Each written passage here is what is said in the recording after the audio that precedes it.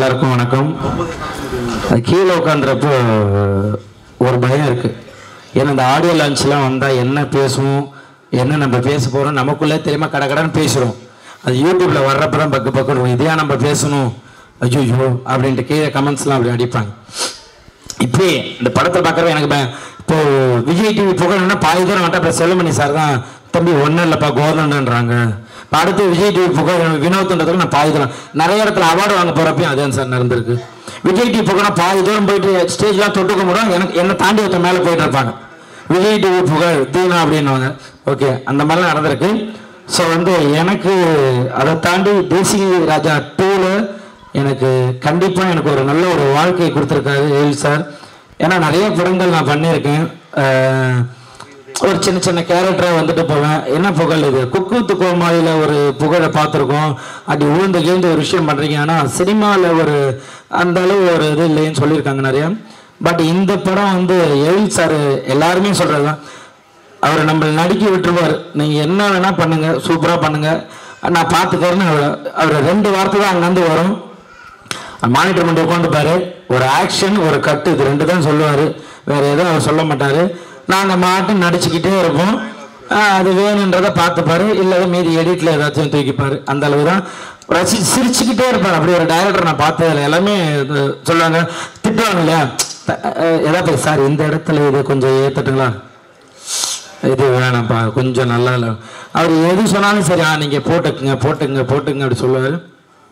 அதே போல் லேடி கெட்டப்படணும்னு எனக்கு ரொம்ப ஆசை. ஏன்னா லேடி கெட்ட மூலியமாக தான் எனக்கு ஒரு நல்ல மேடை கிடைச்சிது. ஸோ என்கிட்ட இல்லை புகழ் லேடி கெட்ட பண்ணா அப்படின்னா ரொம்ப சந்தோஷம் சார், கண்டிப்பாக பண்ணுறேன் சார் அப்படின்றான். அதே போல் விமல் சார் நான் ஆக்சுவலாக சினிமாவுக்கு வந்ததுக்கப்புறம் நான் பழகினதில் எனக்கு ஒரு 2 பேர் டெய்லியும் பேசிப்பேன். மாதத்தில் ஒரு 25 நாள் 30 நாள் ஜாலியாக பேசிக்கணும் அப்படின்னா ஒன்று சசிகுமார் சார், இன்னொன்று விமல் சார்.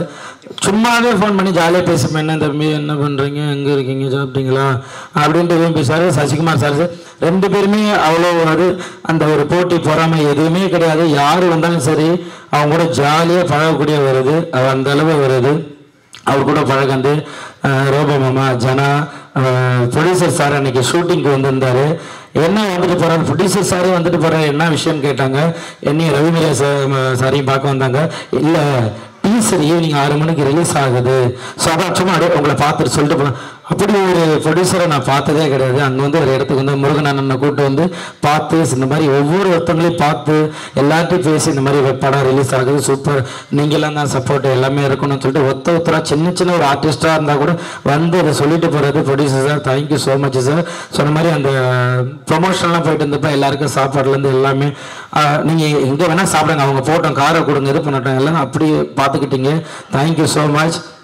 அதாவது ரவி சார் சாம்சன்ஸ்லாம் ஸ்கிரிப்டை வாங்கிக்கிட்டு புகழ் நீங்கள் இந்த இடத்துல இதை போடுறீங்களான்னு ஸ்கிரிப்ட் ஒர்க் பண்ணிக்கிட்டே இருப்பார். அவர் என்ன ஒரு பேப்பரை கொடுத்தாலும் அந்த பேப்பரை 20 பேப்பர் ஆக்கி எழுதிக்கிட்டே இருப்பார். நம்ம ஒரு புதுசாக வளர்ந்து ஒரு விஷயம் ஒரு சின்ன பையன் வரேன் எல்லாருமே கை கொடுத்து அவ்வளோ அழகாக இல்லை நீங்கள் இந்த கவுண்டர் போடுங்க நீங்கள் போடுங்கன்னு எல்லாருமே வாங்கிட்டாங்க. ரொம்ப உங்ககிட்டலாம் ஒர்க் பண்ணுறது எனக்கு ரொம்ப ஹாப்பி. தேங்க்யூ ஸோ மச் எழில் சார், உங்களை மறக்கவே மாட்டேன். ஏன்னா எல்லாருமே கேட்டுன்னு இருந்த ஒரு வார்த்தை, புகழ் நீங்கள் சினிமாவில் எப்போ காமெடி பண்ணுவீங்கன்ற நிறைய கேட்டுகிட்டே இருந்தாங்க. அது எல்லாருக்கும் பதிலாக இந்த தேசிய ராஜா 2 இருக்கும்னு நான் கண்டிப்பாக நம்புகிறேன். அப்படியே எல்லாம் ஒர்க் பண்ணியிருக்கோம் எல்லாருமே. இதில் ஒர்க் பண்ண எங்களுக்கு சொல்லிக் கொடுத்த அசோசியேட் டைரக்டர் அசிஸ்டன்ட் டைரக்டர். ஏன்னா ஒரு படம் வெளியில் வருது அப்படின்னா அதில் உழைக்கிறவங்க அவ்வளோ பேர். ஏன்னா நம்ம ஈஸியாக ஒரு நிழலுக்காக மரத்தை தேடி போவோம், ஆனால் அந்த மரம் வெயிலில் நிற்கிறது யாருக்குமே தெரியாது. அந்த மாதிரி இதில் பின்னாடி ஒர்க் பண்ண அத்தனை பேருமே இந்த படம் ஜெயிக்கணும்ன்ட்டு எல்லாருமே ஒர்க் பண்ணுறது. இந்த படம் ஜெயிக்கணும் யாருமே அப்பா இந்த படம் இந்த படம் ஓடக்கூடாதுன்னு யாருமே நினைக்கப்படுறது கிடையாது. எல்லாருமே படம் ஓடணும், ஜெயிக்கணும், மக்கள்கிட்ட போய் சேரணும் அப்படின்னு தான் உழைக்கிறது. கண்டிப்பாக இதில் நீங்கள் கோவிந்தன் நான் சூப்பராக சொன்னார். உண்மையிலே அதெல்லாம் ஒரு நடிகர்களாக எல்லாருமே சின்ன ஆர்டிஸ்ட் ஜூனியர்ஸ் யாருக்காக இருந்தாலும் அந்த வலி இருக்கும். ஏன்னா அவ்வளோ கஷ்டப்படுற ஒரு படத்துக்காக ஒரு 10 நிமிஷம் அதுக்காக இவ்வளோ தூரம் நீங்கள் மெனக்கணும்னா ஒரு படம் எடுக்கிறதுக்கு எவ்வளோ தூரம் மெனக்கணும். ஈஸியாக ஒரே வாரத்தில் படம் நல்லா இல்லை வேஸ்ட்டு அப்படின்ற வார்த்தை சொல்கிறீங்க.